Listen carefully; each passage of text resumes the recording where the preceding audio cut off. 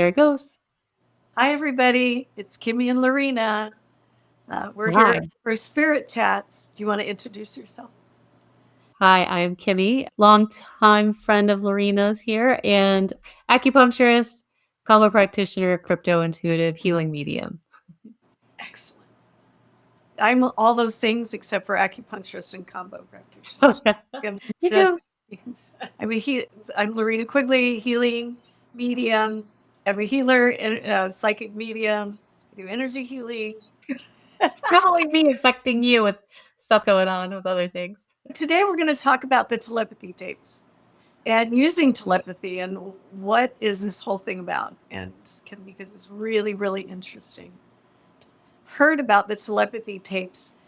It's not visual, it's a podcast that you have to listen to, but there's a season 1 and there's 10 episodes to it, and no visuals, just, but it's very professionally done. Listen to it and tell us what you think, because it's pretty amazing. Do you want to say anything? Lorena, I'd heard about him. I think I heard about it on TikTok. Some people were talking about it on TikTok. And then you were talking about it. So then I was telling Lorena that I this morning was listening to my first episode and I was just like, wow. I mean, you're right. They are very professionally done. I can't wait to hear the rest of them. Yeah, it's pretty amazing. It's a researcher, a scientific researcher, and a podcaster. It goes into investigating these kids who have almost 100% telepathic abilities. These kids are autistic, and some of them, I don't know, they're probably not kids anymore. Some of them, I don't know. It's pretty new, this whole series. But because I was just watching one where the kid is now 19. A lot of them are nonverbal, but they've learned how to communicate through spelling boards. Some of them can say a few words. Okay. Anyway, and they do a lot of testing. It started out with testing these kids with random number generators, and they would get almost 100%, all the numbers on the random number generators, usually 4-digit numbers. Okay. But then it gets further into this thing about telling people what their thoughts are, or words. They have letter boards and number boards, and they point to them. Somebody will say what those numbers or the letters are, or the sentences. As you go further into it, the level of communication and discovering that these kids actually read their caretakers' thoughts. They know what's going on. Mm-hmm. They know exactly what's going on. They're not empty. There's not, like a lot of people think, nothing in there. Their brains are kind of destroyed. So they're not treating them like they are intelligent or teaching them. This gets into savant abilities too, because some of these kids do have savant abilities. Do you know what kind? Languages, like learning languages. I think the one I was watching today, which is episode 8, that there is one person that I can't remember how many languages this kid knows. And when he was 7 years old, he's speaking Arabic, Oh, wow. singing songs in Arabic, but I can't remember what the language is, but it's nothing close. And he's singing songs in Arabic. So they're picking up stuff, but because they pick up so much stuff, they can become overwhelmed and shut down because of all the psychic noise. And that can interfere in remote viewing. There's the transit line, like you're getting the information and you're in line, but if there's too much psychic noise, it can throw you off. Mm-hmm. Do you have anything to say about that? I'd like to think about both the left and right brains. Remote viewers have known this has existed, and it's not a surprise to us based on things that we do and things that we know other people do. And I mean, this is historically happening. It's just been pushed to the ground. As one mother said, the one in the first episode, the Mexican mom, she's Catholic, said that she's like, I struggled because this kind of would been seen as being a dark thing, because supernatural. It could be viewed as supernatural. Yes, of the devil. This her child abilities, but now she recognizes it can help people, so that's why she's sharing what they do. It's gotten me to, because I have a histamine issue. Like, we've talked about, I have inabilities to metabolize histamine, so I have a lot of issues. And lately, it's been affecting my hearing. When my histamine's really high, I feel more psychic.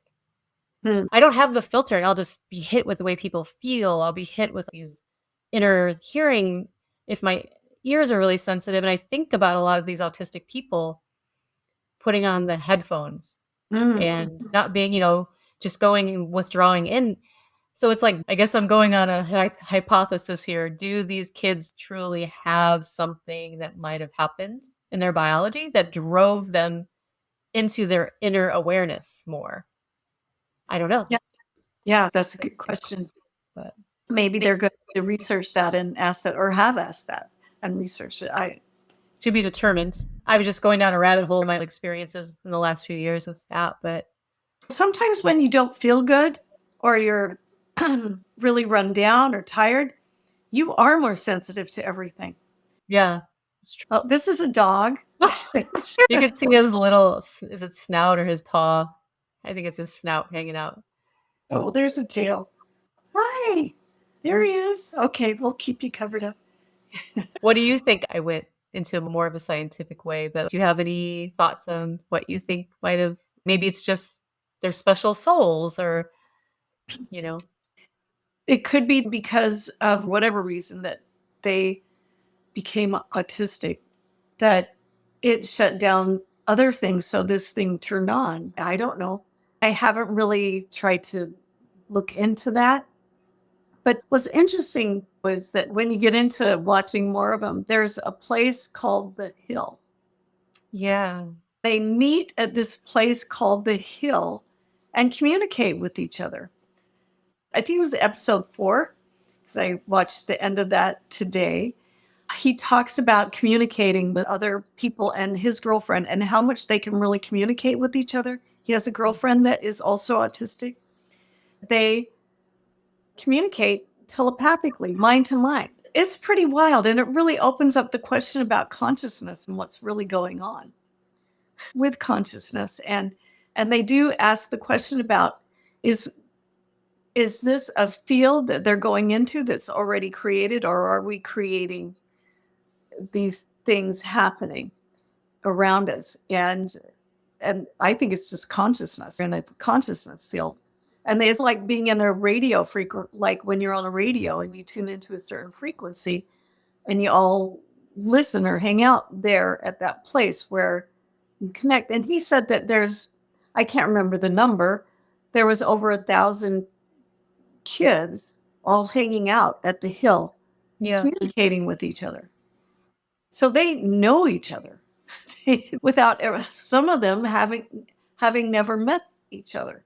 yeah, So it really does open up all of these questions around consciousness and psychic abilities and putting it more in the forefront, because these are really amazing. It's amazing information. And anyway, it's pretty cool. And the thing is also about telepathy is that it's one of those things that people, if you do psychic work, they kind of ignore telepathy. It's like, oh, that's not that much fun. Let's just connect psychically. I want to see the future. But it's all in the same space. So, and also if you read any Ingo Swann, who's, he yeah, created the remote viewing system, the mhm, CRV, he talks about it. It's just a field. It's a field of information. We're connecting the past, present, and future. And he mentions, beings, ETs, alien, whatever you want to call it, they actually communicate through telepathy. And he has had some experiences where he's remote viewing on the other side of the moon uh-huh, and the dark side, where there are ETs there. And yeah. they're like, "What are you doing here? Get out!" And they're not friendly. So they're aware of him, like, They they're at know. that level where they can see that, and Oh, then they know he's there. They know he's there, yeah, and they're like, "Get out! You're not welcome, buddy." And that's remote viewing. So he's bilocating uh-huh, because he's not physically there. So this all comes into play about how important telepathy is. Now, I have read some psychic development books that do get much more into telepathy to start there, actually. And at some point in humanity, that we're supposed to shift into being telepathic. But the powers that be don't want us to be telepathic. because we'll know what they're up to. You can't hide. If And you're isn't told, that what's happening now with the age of Aquarius? I was hearing somebody talk about where we're moving into, and it's going to be really hard for some people that don't want to know the truth about the way things really are in the world, how other people really think and feel, what they've been up to. All of that's coming to light because we're becoming more perceptive, more discerning.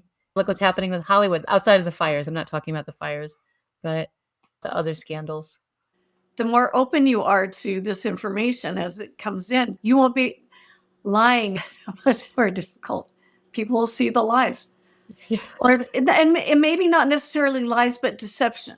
Yeah. What's behind the mask?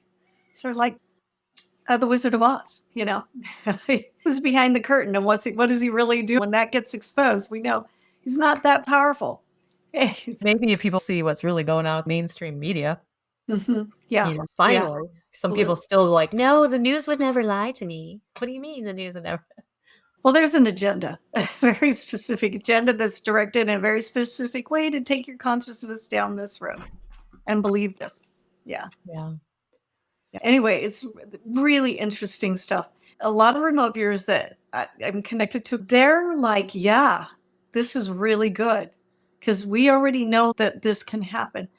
The hardest thing to get in remote viewing, at least that a lot of belief around it, is that it's harder to get numbers Hmm. and sequences of numbers, that it's more difficult. I was kidding. Yeah. No, they What happens is that if you use too many numbers, the left brain will set in and start turning on. You're really working a lot in the right brain. It's shifting you out of that space where you get the information and you go more into the left brain logical side because you're getting numbers, which turns that on. That is the belief around that. But this stuff is throwing that belief in the water because these kids are getting unbelievable numbers. In remote viewing, there's something called ARV, which is associate remote viewing, which kind of tries to get around like lottery numbers, looking at lottery numbers and wins for sports teams so that you're not connected to the outcome. Like you want to know the numbers for the pick four. So you Hmm. look at those numbers, but you put in place an object like chocolate for the number four. So you assign colors to the numbers so that you're looking at the numbers through this kind of disguise. You're not attached to 4168 Hmm. or whatever it is. So it becomes easier. I've heard Bertie Jaworski, one of my newer remote viewing teachers.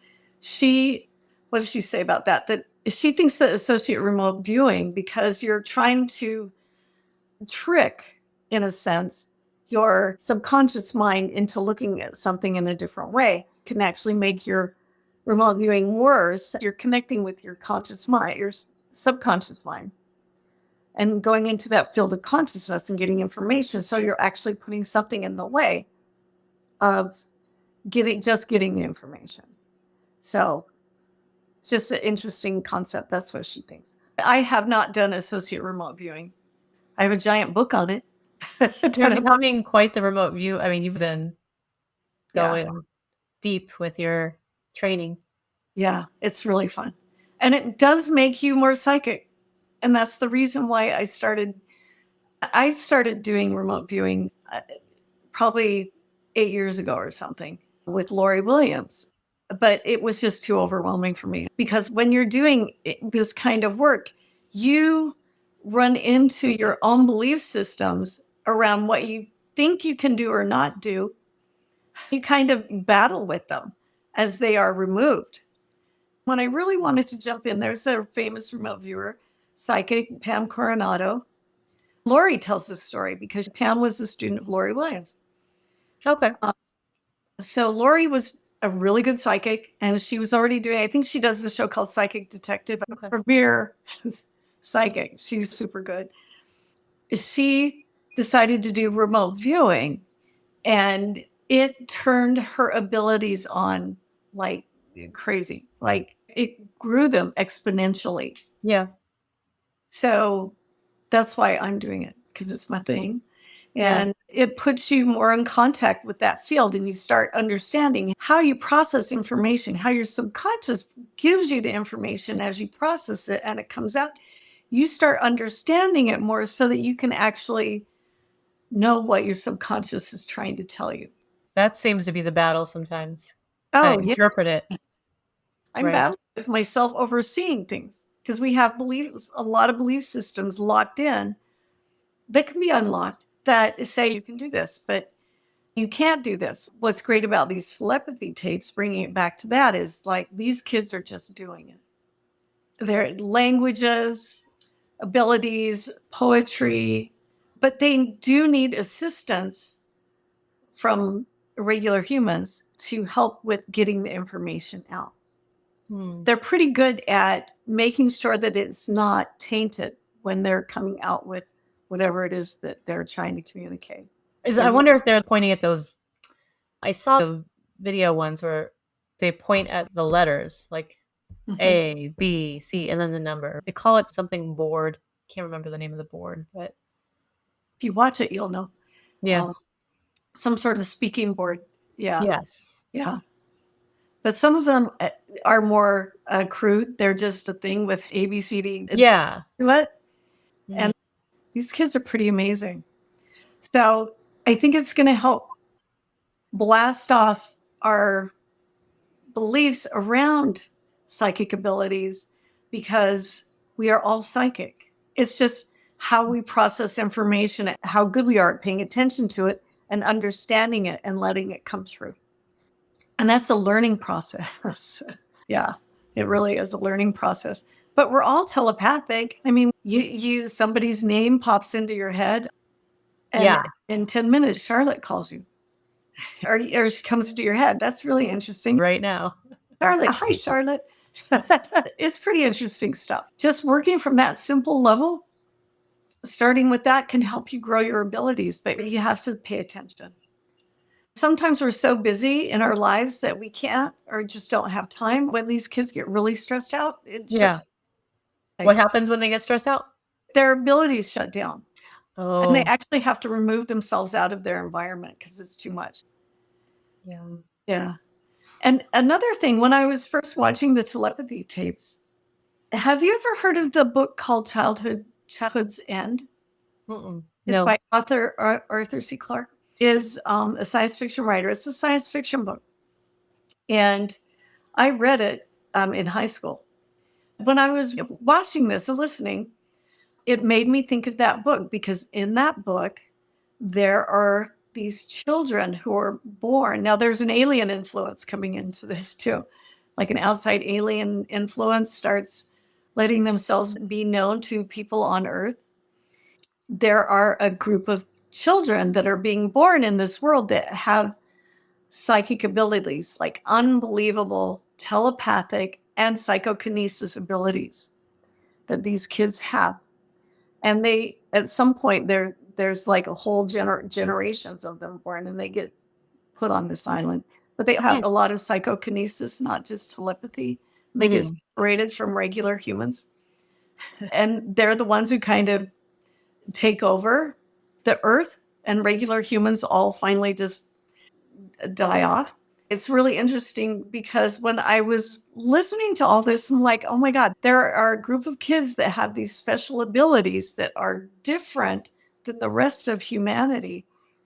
It really made me think. Now, I haven't read that book since high school, so that was clearly a long time ago. But I'm probably going to read it again just to tune into that. But there is this huge influence that comes in to take over the earth, too. Oh, It's interesting. interesting while this is happening that there's all these drones and orbs showing up, and everyone's wondering what they are. And are we going to have disclosure? There are some similarities with this book. Just wanted to throw that out there. I wonder if the next evolution of all this is as we get back to what we were more originally designed to be with all of our activations. I wonder if the next level of kids in the future, maybe we won't see it as will they be able to influence the airbender, like in some of the Sanscripts. Isn't what do they call it? Cities? Where you're able to affect the weather or Yeah. even levitate and those kinds of things. Yeah. That we're supposed to have those abilities. Yeah. Yeah. And I think that for what This, I don't know why I'm going to say this, but this makes sense to me, or maybe I heard it somewhere else, that naturally we are telepathic and the ETs are just waiting for us to become more psychic and more telepathic. Oh, wow. We actually understand their intentions and are not as afraid when they Yeah. do show up because they can communicate and we can communicate. They already have that power. They're waiting for us to have that ability. It's just an interesting topic. Yeah. Getting the upgrades. If you're looking at a computer and when it upgrades, it doesn't just upgrade, it has to process and Yeah, it's a shut down, reboot. we want it to be like that. It's a process so that we don't crash out. Right. Yeah, it's interesting. Also, have you ever watched any Chris Bledsoe? I'm reading his book right now. Also, you have both got. Well, you sent me a picture of it. Anyway, it's really interesting because he kind of says the same thing.